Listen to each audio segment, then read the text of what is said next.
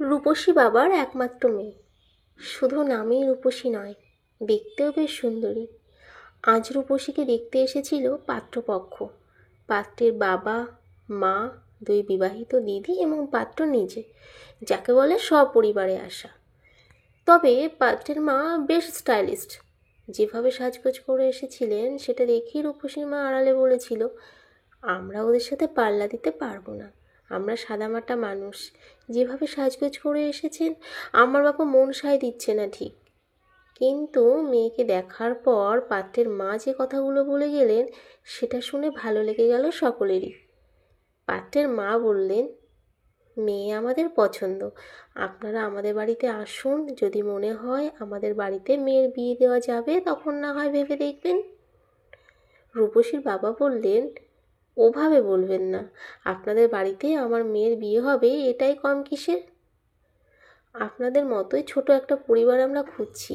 আমাদের বাড়িতে এসে আগে অন্তত দেখুন, আমার ছেলের তো পছন্দ হয়েছে, আপনার মেয়ের পছন্দটাও তো দেখতে হবে, তারপর না হয় ভেবে দেখবেন।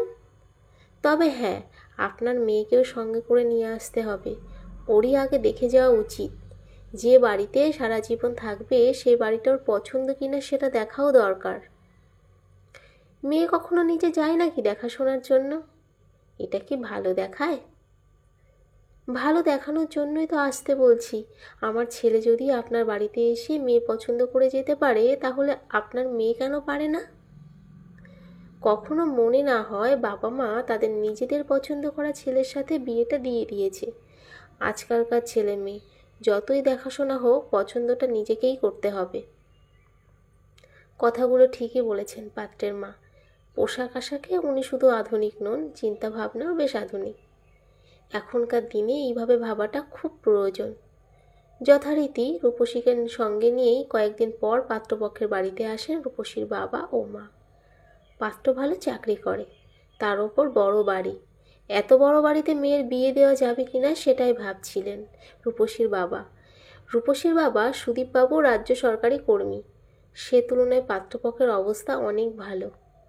পাত্রের বাবা সুদীপবাবুকে জিজ্ঞেস করে বসেন, আমার ছেলেকে আপনাদের পছন্দ হয়েছে তো?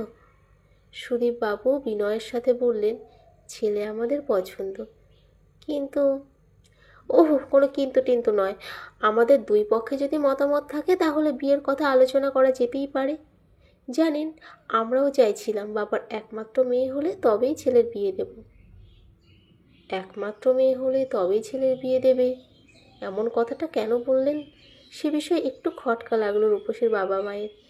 পাত্রের মাও হেসে হেসে তারপর বললেন, জানেন, দু একটা দেখাশোনার আগেও হয়েছে, আমাদের মনের মতো হয়নি বলেই সেখানে কথাবার্তা এগোতে পারিনি। তা আপনাদের পছন্দ থাকলে কথাবার্তা এগিয়ে নিয়ে যাওয়া যেতেই পারে। রূপসীর বাবা অর্থাৎ সুদীপবাবু সায় দিয়ে বললেন, নিশ্চয়ই। পাত্রের বাবা হাসতে হাসতে এবার কথাটা বললেন, দেখুন, আমার একটা মাত্র ছেলে, তার ওপর এত বড় বাড়ি, সবই তো দেখলেন। থাকি মাত্র 3টি প্রাণী, মেয়েদের বিয়ে হয়ে গেছে, একেবারে নির্ঝঞ্ঝাট ফ্যামিলি। এখনকার দিনে সবাই চায় ছোট ফ্যামিলি। তবে আমাদের একটা দাবি আছে। দাবির কথা শুনে রূপসীর বাবা একটু অবাকই হলেন, কারণ দাবির কথা আগে বলেননি।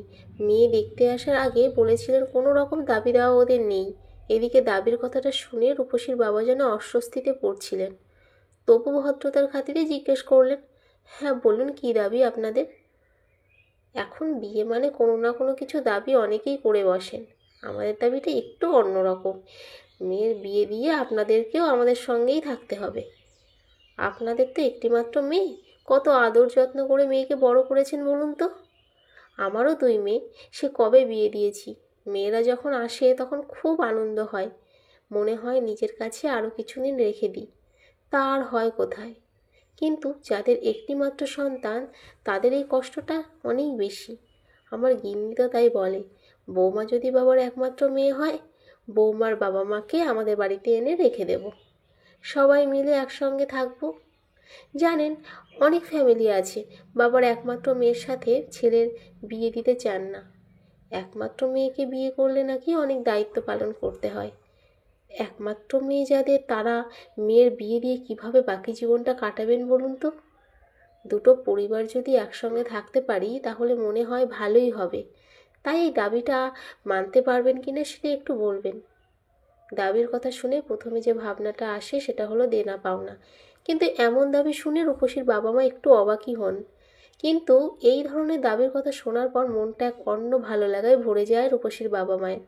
রূপসীর মা বলেন, আপনাদের মতো একটি পরিবারের সাথে যুক্ত হতে পারলে ভালো লাগবে বই কি।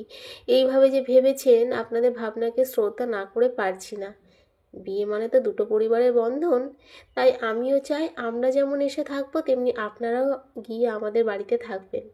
তাতে একঘেয়েমিটাও কাটবে আর আনন্দ করেও থাকা যাবে। আমাদের ছেলেমেয়েরা ভালো থাকলে ওতেই তো আমাদের সুখ।